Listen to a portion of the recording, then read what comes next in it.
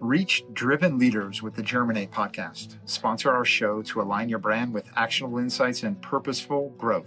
Contact us today at embosales.com/podcast. That's www.embosales.com/podcast to partner and inspire our growing audience of professionals. Welcome to the Germinate Podcast, where agriculture, business, and innovation take root and thrive. I'm Joe Sampson, and with nearly 2 decades of experience in agricultural equipment and scaling businesses, I'm here to bring you actionable insights, inspiring stories, and strategic advice.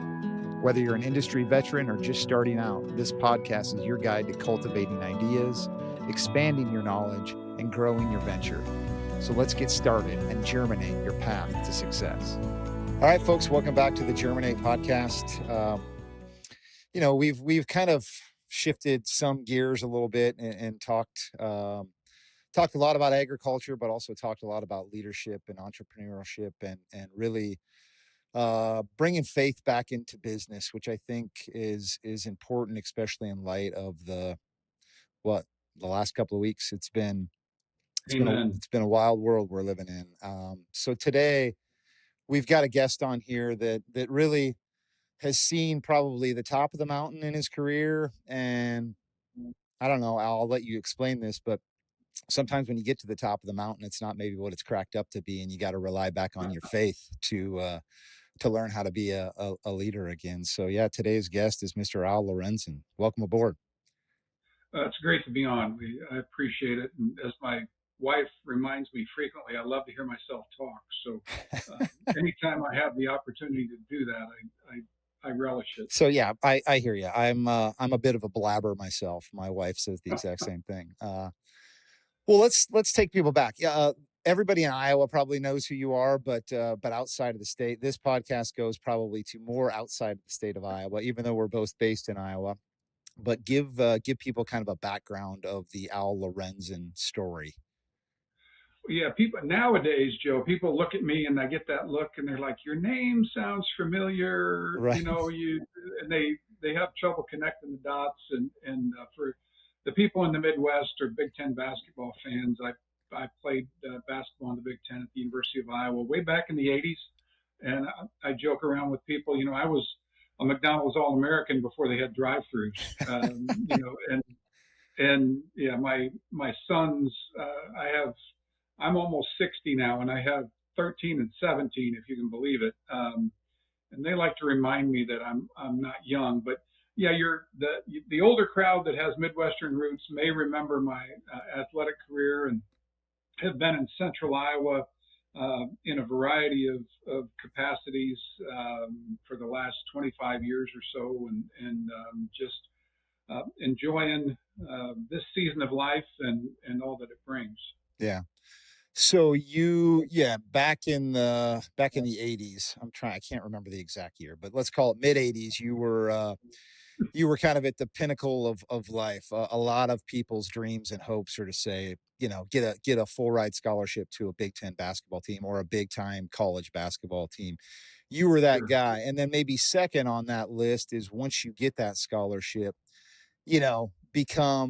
become a starter on the basketball team, and then become a all Big Ten player, and then become an All-American, and then maybe get picked to the NBA. Talk about that journey back then. It's hard to believe you're 60, to be honest with you. But yeah, well, you don't see me try to stand up after I've been sitting down for right? a while. I hear you. It's really interesting.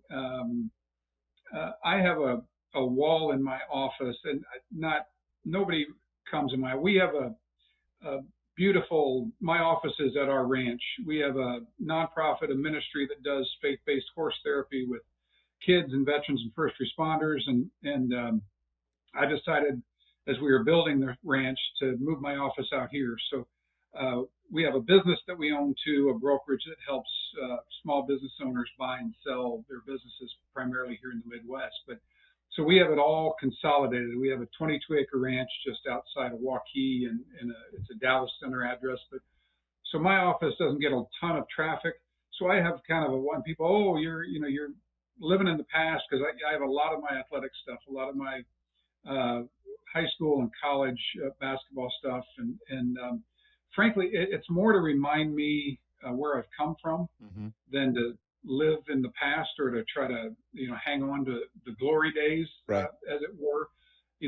My life now revolves around being a follower of Jesus and what that looks like on a daily basis in my business, most importantly with my wife, and then with my kids and stepkids. So, but that time at the University of Iowa wasn't necessarily a time filled with joy for me. It was a season of life. As I like to tell people, I hadn't been mugged by Jesus yet, and was living for all the wrong things and chasing all the worldly pleasures and comforts. And as a result of that, I made a lot of really, really poor choices, like a lot of people do in college. Right. I was telling my stepson the other day, we all get to spend some time in the desert, and that's okay. But so when I look back on, the athletic success, we went to 4 NCAA tournaments. We made an Elite Eight. We should have gone to the Final Four and lost a 23-point lead in the second half of our Elite Eight game against UNLV, which I remember that a game. lot of old Iowa fans Yeah. remember, and a lot of great memories. But that time in my life wasn't nearly what it should have been or could have been, not just from an athletic achievement standpoint, but from just having an impact on the world around me. I was more focused on me and those selfish pursuits. So another fun fact, Joe, I was the guy on I believe it was a snowy night in Ames, Iowa in 1985, I think it was. I was the guy that held LaFesta Rose to 70 points. There's Yep. a lot of Cyclone fans. When Johnny Orr was still alive, we'd be in a lot of the charity golf events together, and he used to give me grief. I'm like, Johnny, if I hadn't been D'ing him up, he might have had 85 that night. I mean, he was on fire. That's hilarious. I have a similar story. I played high school basketball and for Urbandale High School. So shout out to the Jayhawks. But this was a long time ago as well. But there was a basketball player by the name of Dean Oliver. You probably remember Dean. He played at Iowa as well. Dean, yeah. I was, supposedly the defensive specialist on the Urbandale Jayhawk basketball team. So they're like, all right, you got Dean. And at the time, I'm a senior. I'm thinking I'm pretty cool. He's a freshman. I'm like, I got this kid. This is nothing, bring him on. So it didn't take long for me to get introduced to what a big time basketball player is. The dude threw 34 points down on me. I don't think he played the fourth quarter. So I always say that too. I'm like, I held Dean to 34. We actually won the game though, so we'll take that for yeah, amen. Yeah, there you and go. That's what it's about, right? Yeah, I guess at the time. But it's funny. I was listening to gosh, what podcast? I think, now the whole Charlie Kirk thing, there's all these clips coming around. So I was listening to, I think it was Billy Corgan, lead singer of the Smashing Pumpkins. You might not know who that is, but he was talking about, this will make sense here in a second, but he was talking about, he was 20 some years old. He was working at a record store making like $5 an hour. And then the next year he writes a hit album and becomes like an instant millionaire. And this is somewhere in the early 90s. And millionaire back then was still a big thing. I mean, still a big thing today, but back then it was like, oh my gosh. So he's a 20-year-old millionaire instantly. And he's still writing hit after hit. They are selling out arenas. He's singing to 65, 70,000 people a night. And he's supposed to be on this peak of just awesomeness, right? And he's going, right. You could see the emptiness inside him when he's telling this story. And he's like, I just didn't feel like I was supposed to feel. Everybody thinks I'm supposed to feel this way. And it never hit me. And he was like, he didn't bring up Jesus and Christianity, but he did, he said, It was all about, the only thing that mattered to me was unconditional love, the unconditional love of my family, the unconditional love of my kids. I would have given it all up, all of it for that. And I'm sitting here, and we all sit here and put these people on a pedestal. You were probably put on a pedestal in the mid 80s. And, kind of talk about, I'm sure you can relate to that story about, and you reminded me when we had our first conversation, how you just sort of felt lost in those times. Yeah, I think, there's that hole inside of us that nothing's going to fill but Jesus. And we can try to fill it with all the other stuff, whether it's status or fame or money, and it just doesn't work. And that's the reality. And until you get there, until you walk through that, it's hard to describe to somebody. You got somebody, especially in this day and age where with social media, regardless of what platform it is, everybody's comparing themselves and, well, they got something I don't and I want that, or I think I've got something they don't have. And so who has one up on who? Yeah. And the reality is it's all hollow. None of that will fill you up. None of that will bring you joy. And you can't even begin to explain that to someone until they've experienced it, until they've accepted Christ and know what that feeling is. There's no adequate words in my mind to describe to somebody what that is. And they, oh yeah, whatever, church boy. Yeah, I get it. Yeah. And that's just this or that's just that. And the reality is, until you've been there, until you get there, it's really hard to have people understand that emptiness is never going to go away until you fill it with the one who created you. Well, not everybody can feel what it's like to be an all Big Ten basketball player or the CEO of a company, but a lot of people have experienced success in their life. Be it they've landed the next best customer, or they've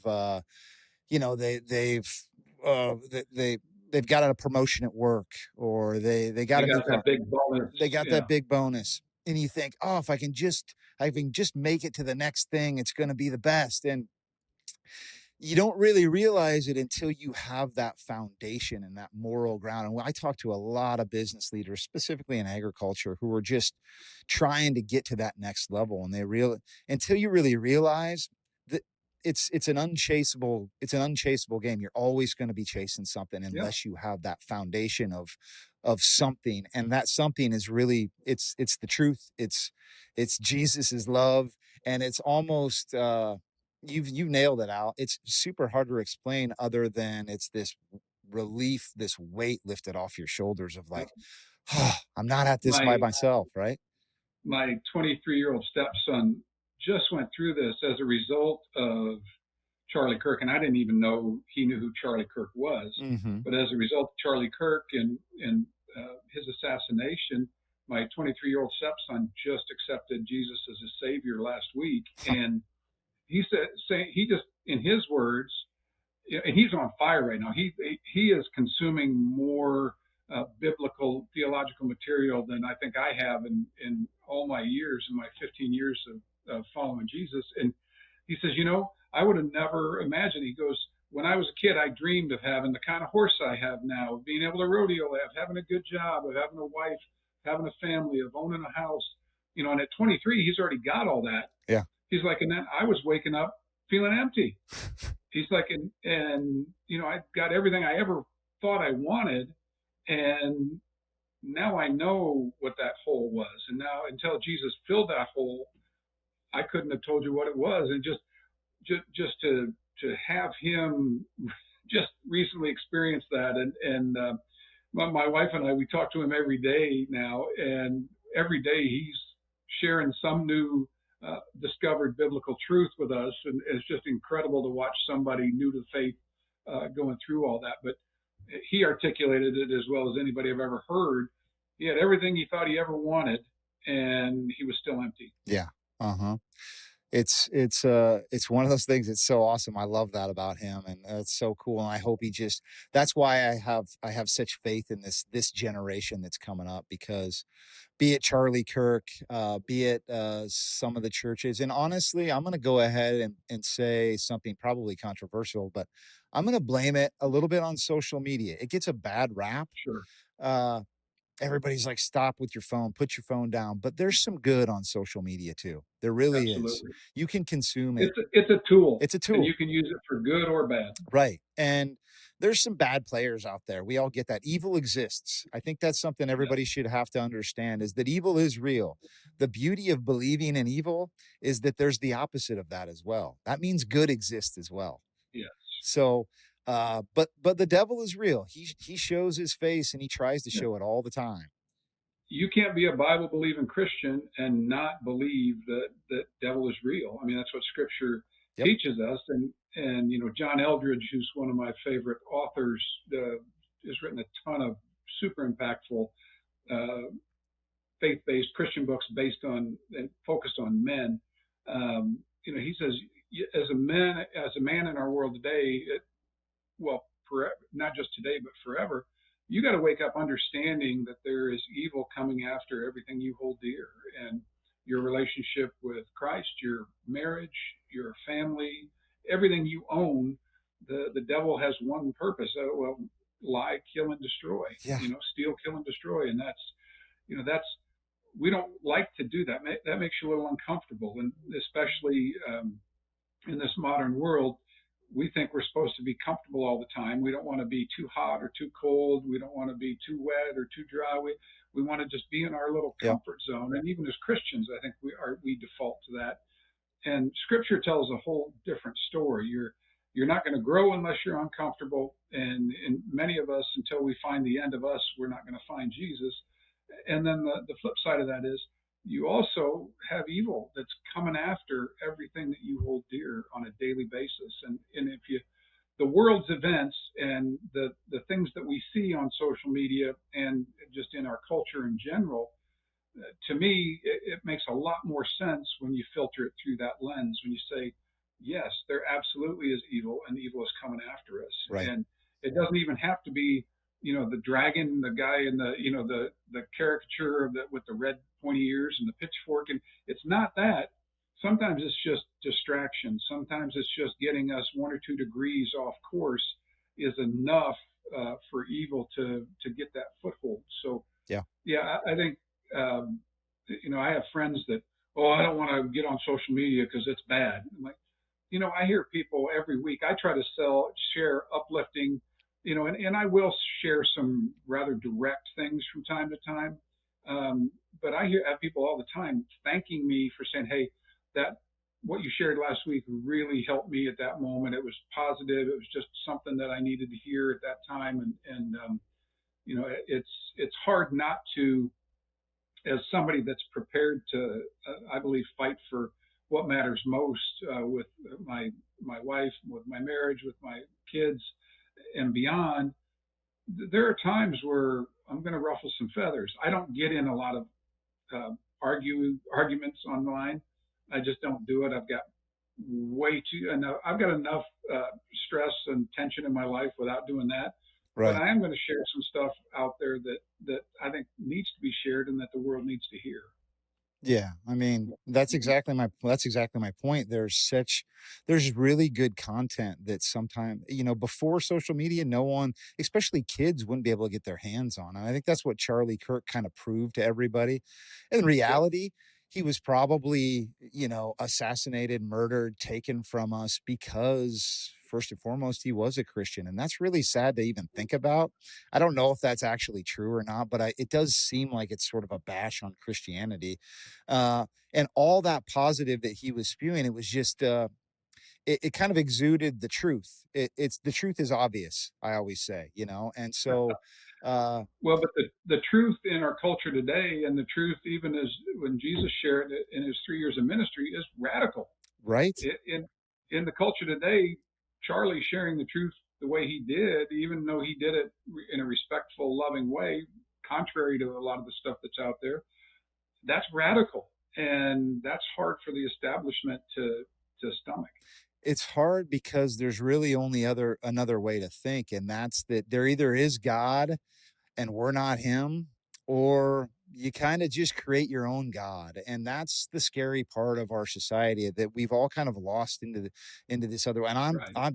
dude, I'm right there with everybody. I'm the eh, there's a reason That's why I the need God. struggle, right? I'm a That's the sinner, man. struggle. I'm not far from perfect. And that's exactly what got me on my knees. And I don't know that you keep talking about 15 years ago.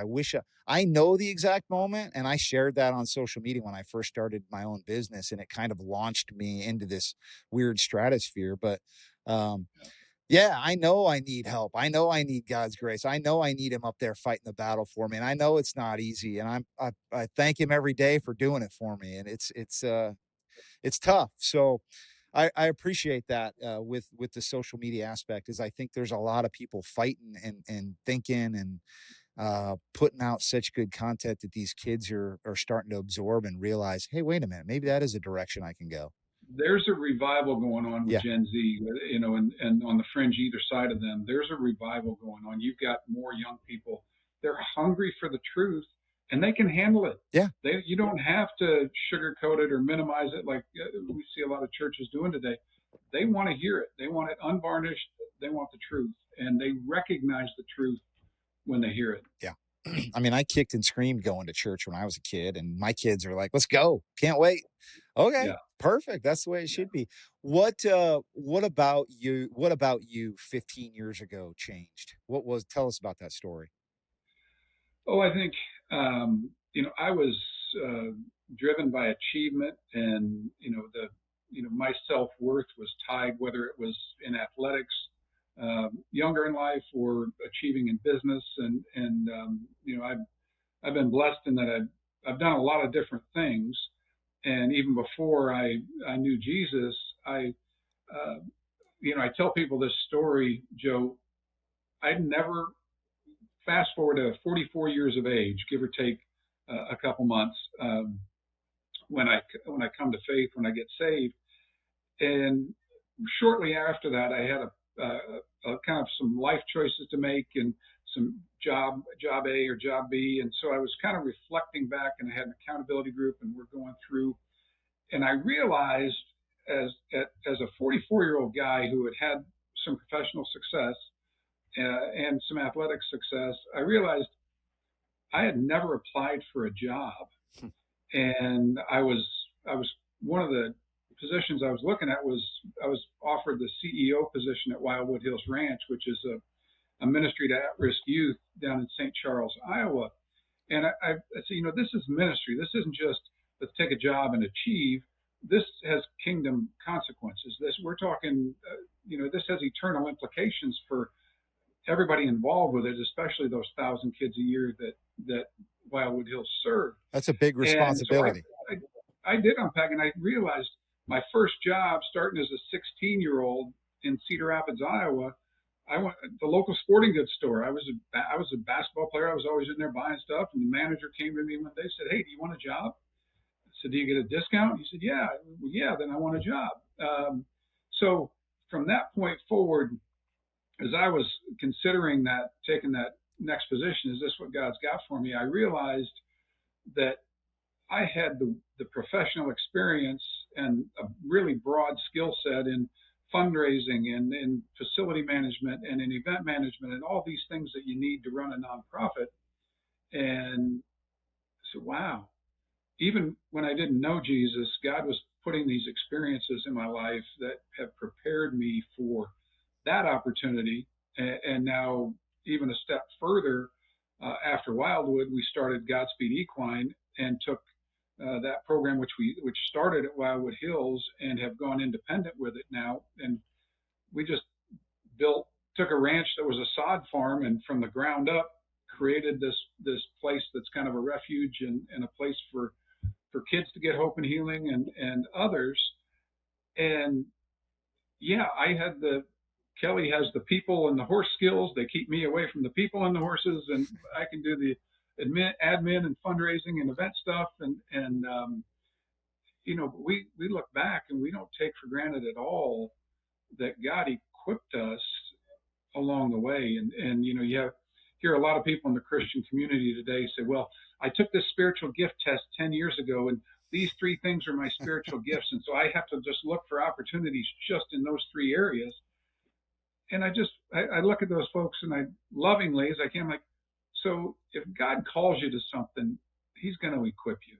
Okay, we had a raw piece of ground here, and I had never been in a skid loader in my life until I bought one to start working on this place. Right. And guess what? Several thousand hours later Now in you skid loaders, I'm now pretty you're an good with expert. one. Right. So I think that's Henry Blackaby talks about that in his book and study Experiencing God. Is that if you're open to what God's calling you to, what's next, you're not going to feel qualified for it. You're not going to feel like you're equipped to go out and do that. That's the point. Yeah.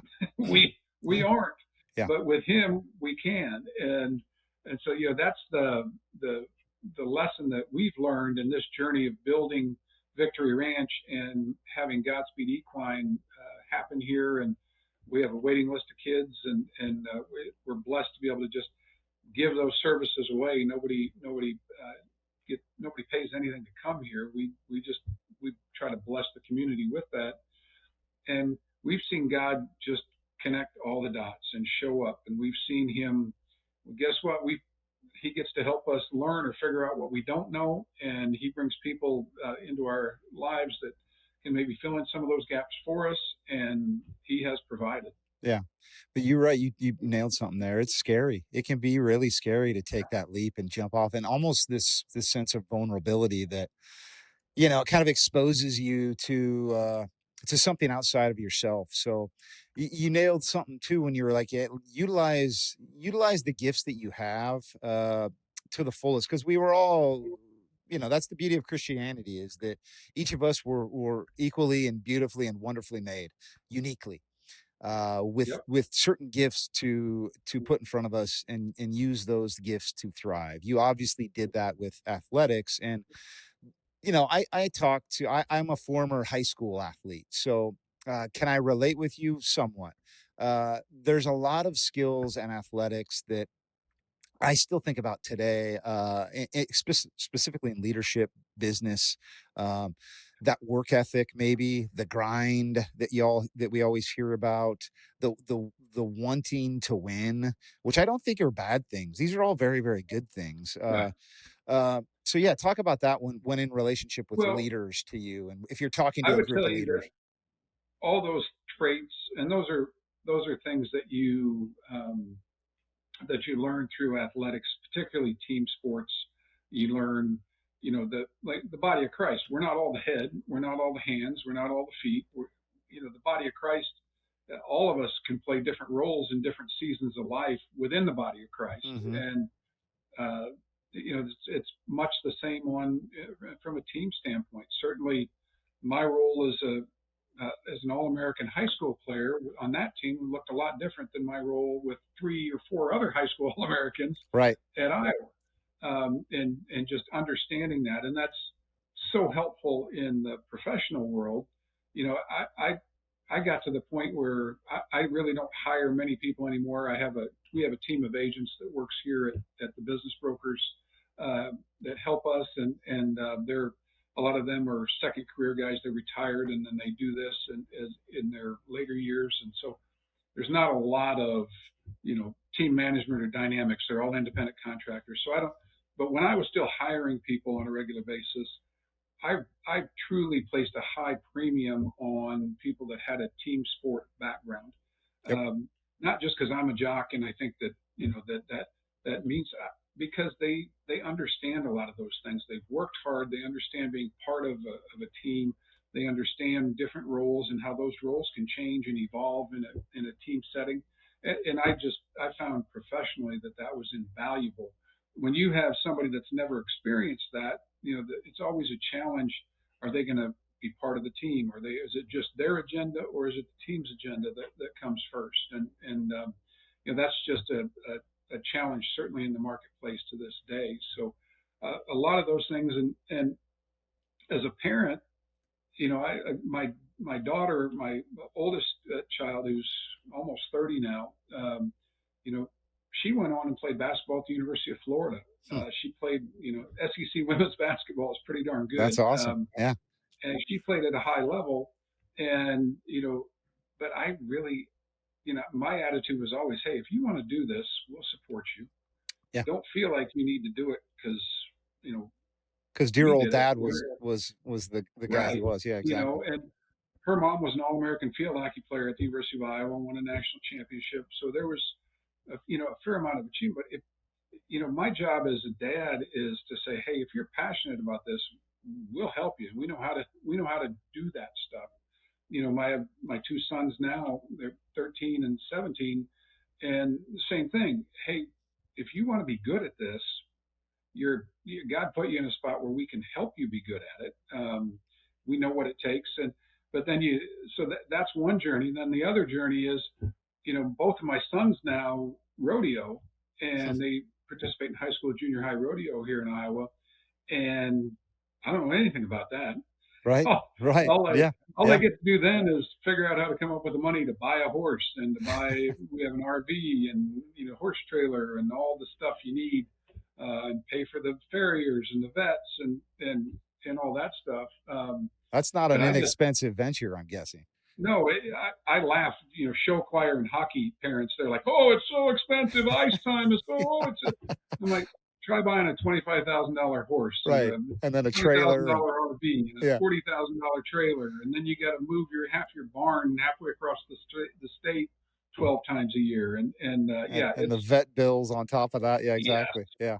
Yeah. we've got a $20,000 horse that we bought for my youngest son that is lame, and we don't know if he's ever going to come back.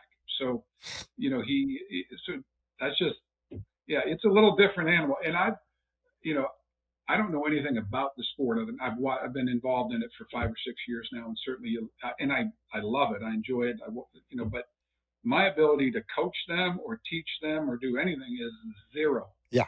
Yeah. So my job is just as a dad to love them and support them and try to make sure they're learning some of those other life lessons through that process. Hey, folks, let's pause the podcast for a second to talk about one of the companies making the Germinate podcast possible. Want to give a huge thanks to GBGI. Here's Mark Adams. Thanks, Joe. At our shop in Chardon, Ohio, every part we build is made with precision. From the CNC machining to the final inspection, we don't rush because we know your customers can't afford failure. If you're a dealer or OEM who wants reliability built in, give us a look. GBGI, built to spec, built to last. Learn more at gbgiusa.com. GBGI, grow with us. Yeah, that's such an intelligent point. My daughter is a swimmer. She's a high school senior for I'll shout out the Johnston Dragons, but swimming I know nothing about. I could barely swim down a lane. I mean, I played basketball, football, baseball in high school. Yep. But here's the thing about sports, and you're talking about, hiring athletes. I'm not so sure it's all about athletes. It's all about those that know what it's like to suffer. And that's biblical talk too, by the way, Yep. because sports can do that to you. You're not going to win every game. Every night on the basketball court's not going to be your night. LaFester Rose is going to Yep. throw 70 on you one of these nights. And, Yep. you might go into a swimming event. And that's the thing about an individual sport like swimming, and probably like your sons in the rodeo and wrestlers and golfers. And it's all about track. It's all about you and your time. And if you don't get it, you're like, oh man, it's devastating to you. But that suffering is so healthy. And there's been so many times when my daughters came home and been like, I don't know what I'm doing. I can't beat this. And she's a sprinter, so it's Yep. really hard to get that time.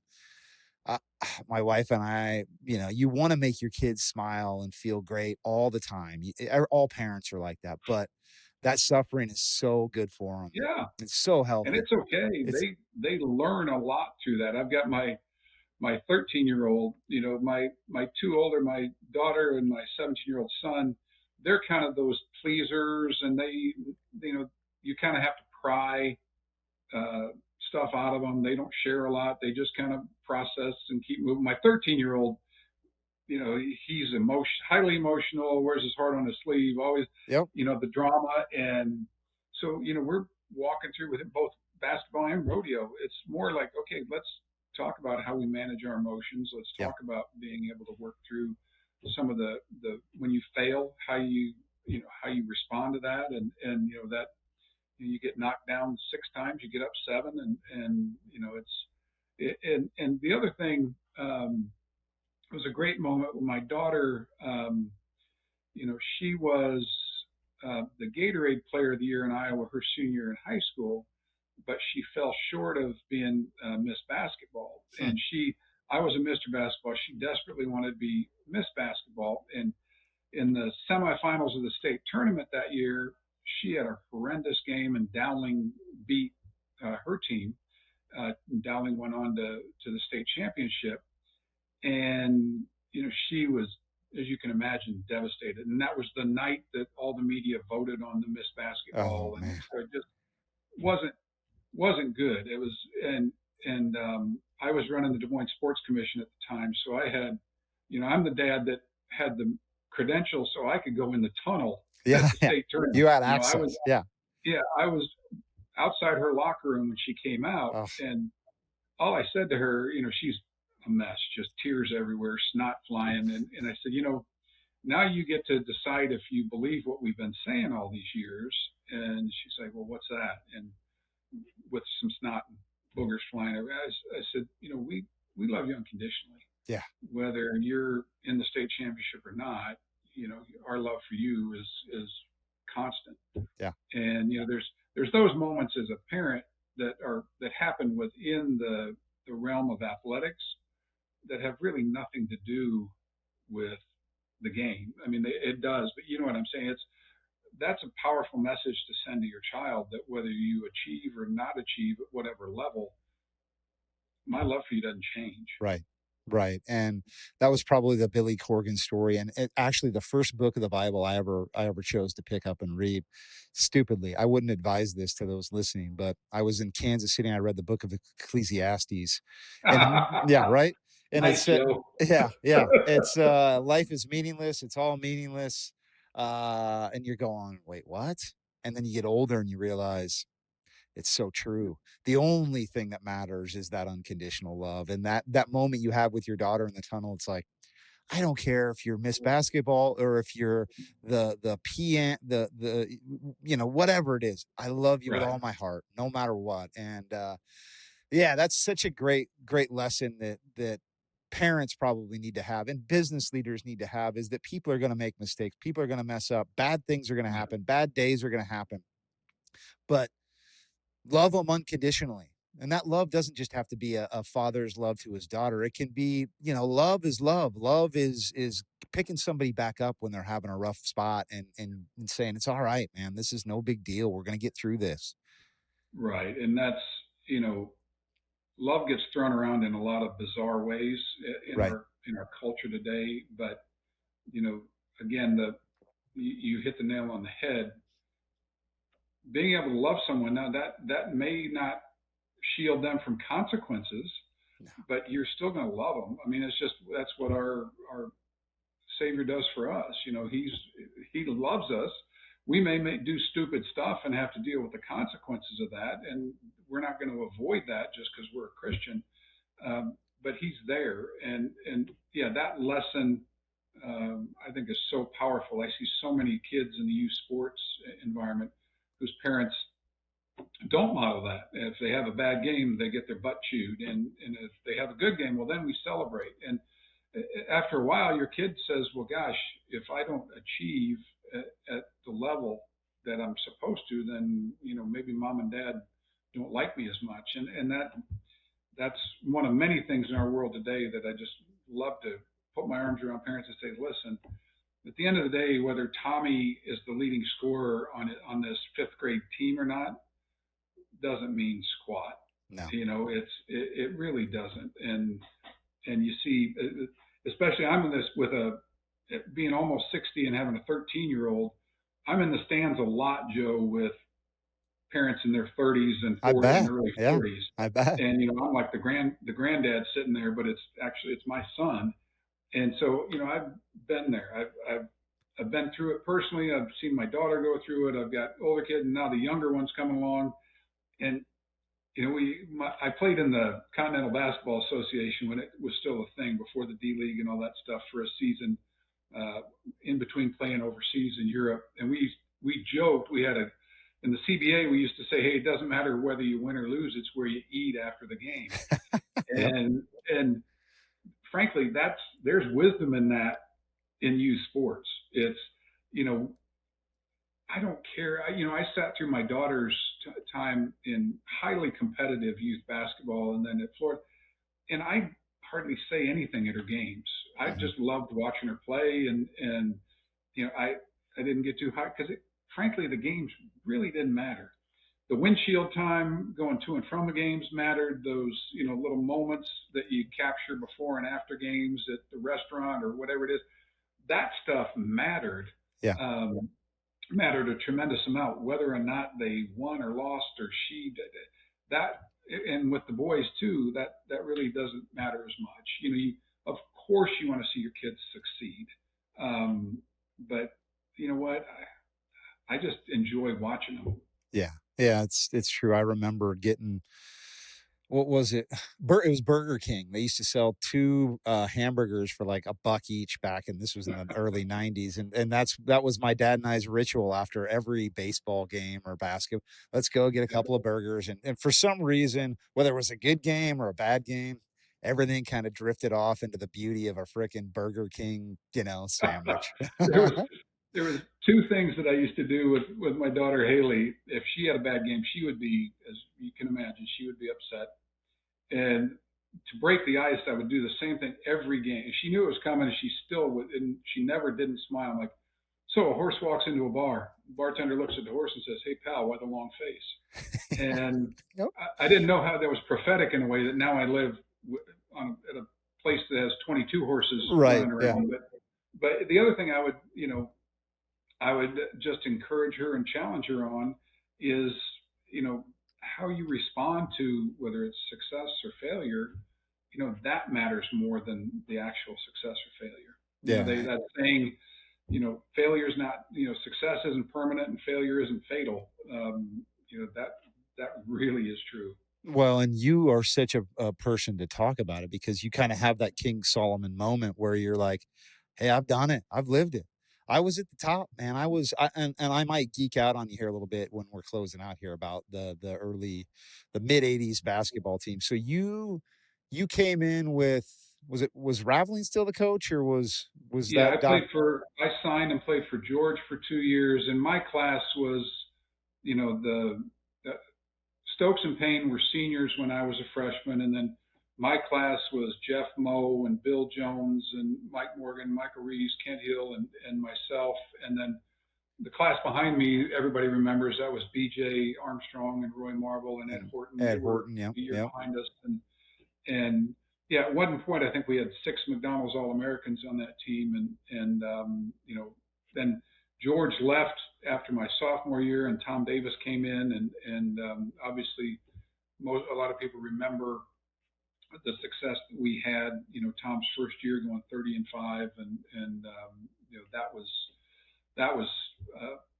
fun to be a part of, obviously. Even though that year I had some injuries early in the year, and Brad Lohaus came in and played well enough to get himself in the NBA. So there's no he was a Boston Celtic for a while. Yeah, there's no shame in losing your spot to a guy that ends up with a 10-year NBA career. Amen to that. Yeah, amen to that. Had to deal and wrestle with that, and then had more injuries my senior year, and ended up missing the last half of my senior year at Iowa with back surgery. But so I've kind of experienced a lot in that world. I think I have a unique perspective. I've walked down the sports trail as a competitor, as an athlete, as a parent, obviously, and at a variety of levels. And then as an administrator, I worked for the Drake Athletic Department and was director of external affairs there when we hired Tom Davis back out of retirement and got him to come to Drake with Keno and kind of resurrect Drake basketball. So, I've gotten to experience a lot of it, and then went on and ran the Des Moines Sports Commission for several years, and was involved in trying to bring some of these great athletic contests to our community. So I've gotten to see enough of it to know it really doesn't matter. Yeah. The wins and losses, all that stuff.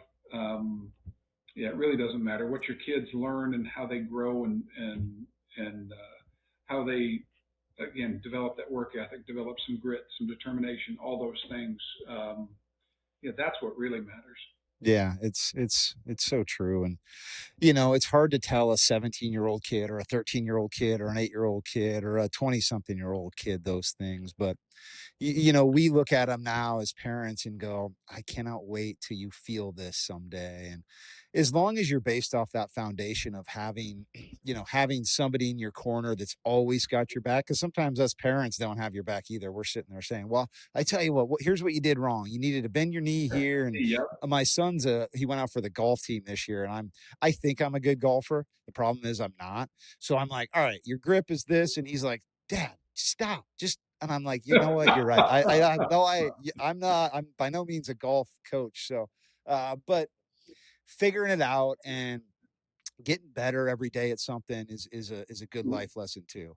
One of the great stories that changed my perspective on officiating and some of that part of our sports world. Mm-hmm. I was, for a year, had the distinction of being the commissioner of the World Basketball League, which was the Des Moines Dragons, if you remember that. The Des Moines Dragons played in the World Basketball League, and the league offices were headquartered here. So I'm running that league for a year, and the league was in dire straits and also folded, I think, at the end of that year. But I remember after multiple games, part of my job was to hear the grievances if somebody felt like the officials weren't calling it square. And right.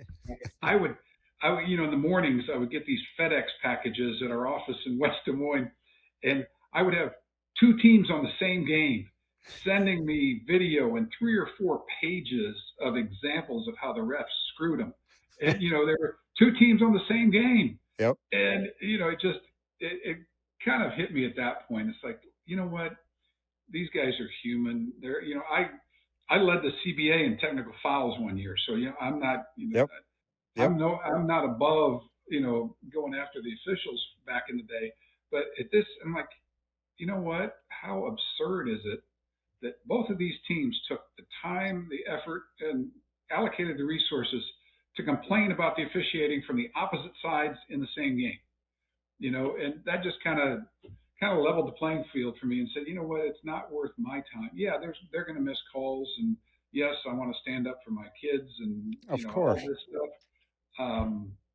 But you know what? There's too much going on for me to really use that as an excuse. And I think that's one of my passions in sports is if the team loses a game by 1 point. This actually happened years ago. Waukee was in the state tournament, and the pastor of the church I was going to was very involved, had a kid on the bench, didn't play a lot, and he's up hollering at the refs and doing this and that and the other, and it's a close game, and I'll miss on the numbers, but you can get the concept here, and the concept is 100% accurate. I think it was a 1-point game, controversial block charge call late in the game. Waukee loses by 1 point. Everybody, and these are people I can go to church with, people I respect, spiritually mature Christians. Of course. The whole ball of wax. Everybody is up in arms. And it just so happens the official that made the call was a friend of mine. Oh, my gosh. That was funny also. And everybody's calling him every name under the sun. And, when I looked at the game and went back, and the Waukee team had shot less than 50% from the free throw line that night. They had missed 8 to 10 free throws and lost by 1 point. And as parents, we tell our kids, well, that's the official's fault. No, the lesson for our kids is make a reasonable percentage of your free throws and you win that game easily. And the officials never have an opportunity to impact the game. Yeah. So, that to me is the life lesson that with a lot of this stuff. I tell my boys all the time, life isn't fair. That doesn't mean you get to complain about it. It means you got to figure out how to get the job done even when life isn't fair. So whether that call goes against you or for you in the closing seconds of the game, that's not when games are won or lost. Games are won or lost doing all the things leading up to that to put yourself in a position where that one call isn't going to, so that's the, I tell my kids all the time, feel free to call the refs out on a bad call when you play a game without making a mistake. Yeah, that's what we really want in our world. The officials can't ever make a mistake, but our teams and our kids can screw up all game long, and it's still the the official's fault. Yeah, exactly. Well, it's funny it being you don't understand this part of college sports, but I here's where I'll be the expert. Uh, a fan, being a fan of college athletics. Okay, I have a group of 4 buddies. We're high school. We've been friends since high school. These are my brothers in life, right? All of us diehard Hawkeye guys. Um, I've got a couple of us. I'll just give you an example after the Iowa State football game, right? We're all going, oh my gosh, Gronowski can't throw. And, what's up with our offensive play calling and Kirk Ferentz this. And I have this one friend, his name's Adam, and he's been my brother forever. He would not come out and tell you that like he's a follower of Jesus, but he's got it in his heart because every time he's like, there's one play. I don't know if you watched that game. There's a play where a tight end for Iowa State tipped the ball up in the air. This is maybe in the third quarter. Tipped the ball in the air, bounces off a Hawkeye player, tips off another guy, and it comes back and he catches it for like a 3rd and 17 first down. Huge play in the game. Everybody forgets about that because we're watching the end of the game.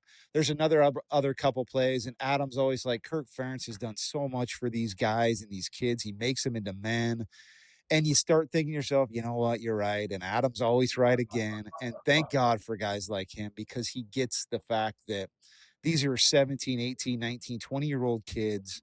Right. And why are this is ridiculous. And it just goes to show you that, yeah, you're right. In sports and in life, it's not always sometimes about this one moment. There's a collection of events that happened. And we're so stuck on these one little moments, and there's a collection of moments. And Adam's such a firm believer in that. He's got a huge heart. And I love that about him. We've all got to have more of that in our lives, Amen. Yeah. Well, and we're surrounded. There's this victim mentality that we have to twist everything where we're the victim of it. And right. even as a fan, somehow you're entitled that if the coach had done a better job, you wouldn't feel bad. So right. It's right. still about you. And right. Yeah, that's part of the reason that I try to stay silent at most of my kids' events because I don't want to make it about me. Yeah. It's about them. It's about the kids doing something they love. Right. And let's not, as a parent, if you're yelling at every play and every call, even if it's positive, as a parent, somehow you're doing that to make it about you. Yeah. And that's, I get it. I see it happen I'll see it happen this next season coming up. But you know what? Let's make it about our kids. And we can do that in a healthy way, and we can also watch our kids grow and develop through it, and that can be fun, whether they're good or not.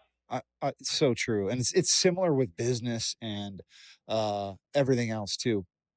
You leaders out there, it's not about you. It's about everybody else involved with that business. This is a collective whole.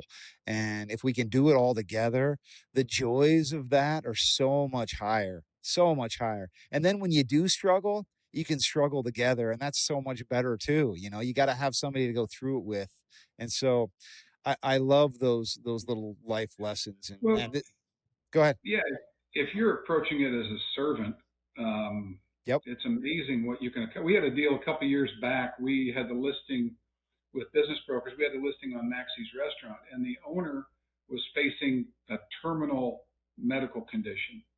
So he wanted to sell Maxie's to help his wife and children who were going to be around after he wasn't. And we had it listed, and we had a bunch of people look at it, and the business by that point wasn't doing great. But we had at the 11th hour, in terms of the before the listing expired, we had another local realtor come in and say, "Hey, I've got a buyer, but obviously I want part of the commission."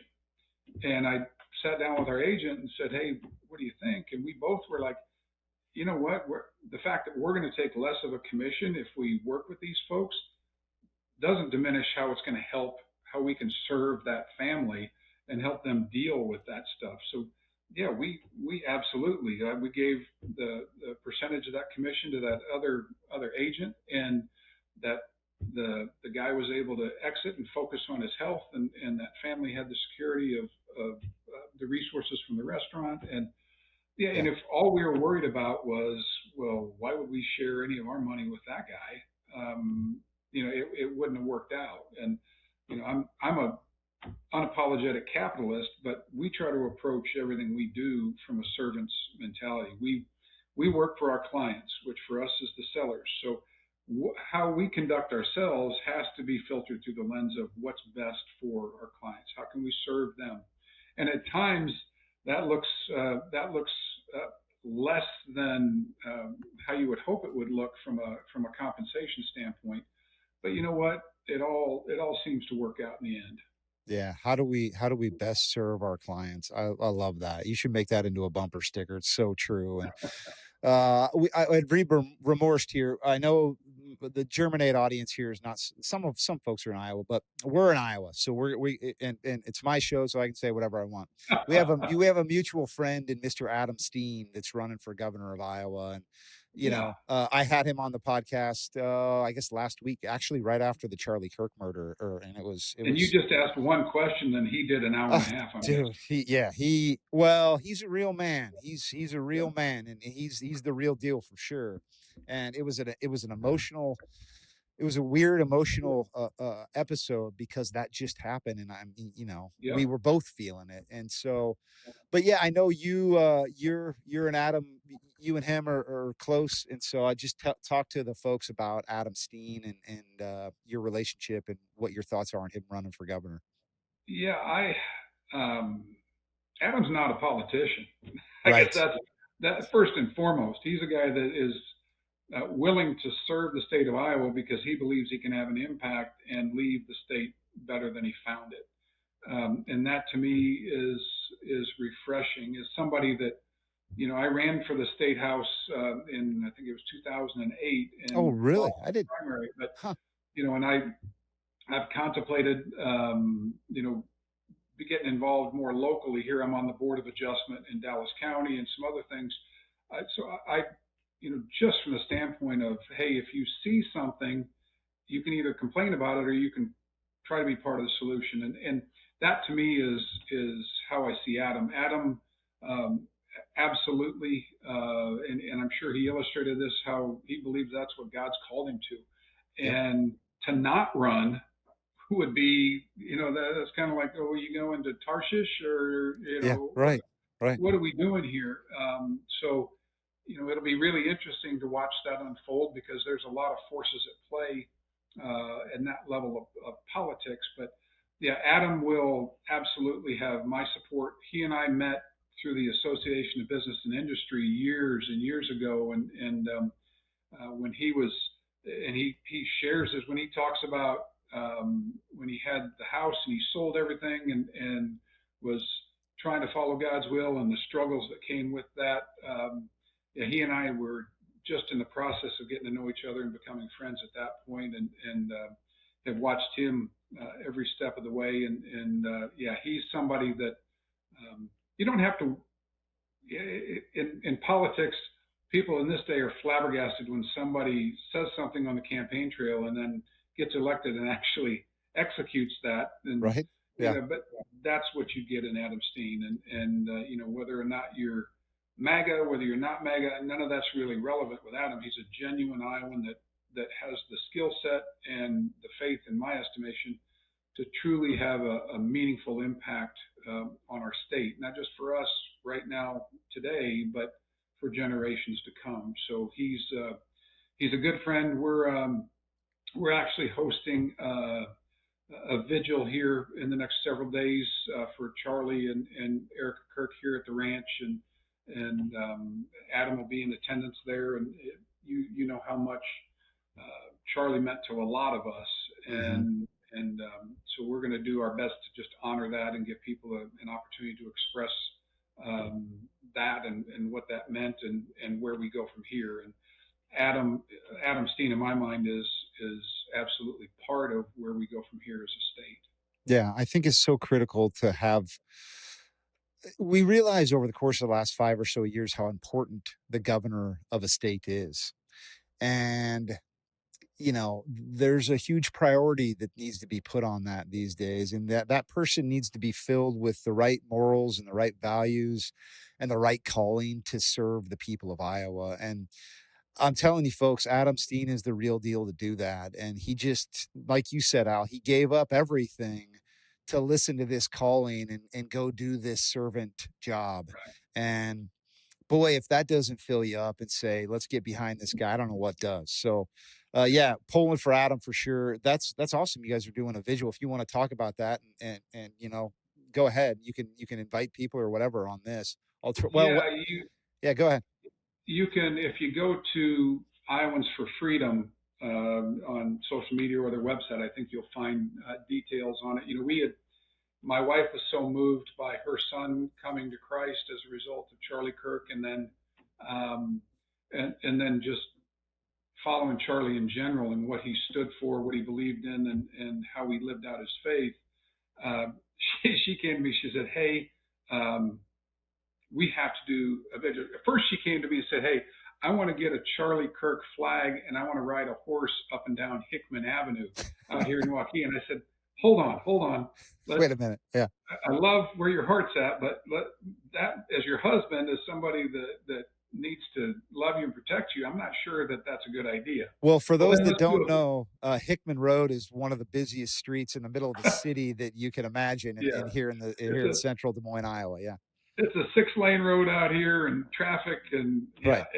And so, I said, well, let's talk about maybe some other alternatives. Well, we need to do a vigil then. I don't care if it's just us and the kids. We need to do a vigil.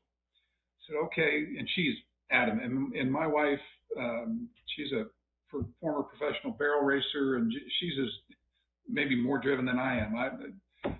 I haven't ever won a fight with her, and so I just have to quit fighting. Yeah, exactly. I just pray when she's coming after me. But so I said, the next morning we get up, I said, hey, and we've got some friends on the county central committee. I said, hey, if we're going to do this, let's not do it in a way that is going to compete with any other events in the area. So let's reach out. And so she did. She reaches out to a friend of hers that's super involved in local politics. And that friend said, a couple of us were just talking about we need to do one, and we don't have a place to do it.